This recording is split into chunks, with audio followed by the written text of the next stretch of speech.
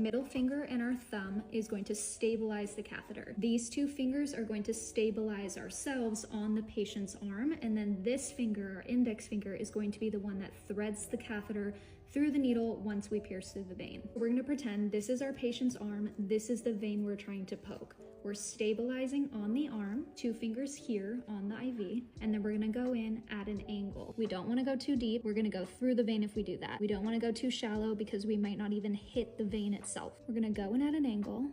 Once we get that initial poke, you're going to see the flashback probably right about here. You can see just the tip has hit the vein. That's why we see flashback, but we cannot stop right there. We have to thread the full needle and catheter at least a grain of rice further into the vein, and then we're gonna stop, and then we take our index finger and thread just the catheter into the vein. Once we've got it fully in, we're gonna press the white button. That's gonna retract the needle, and there you go.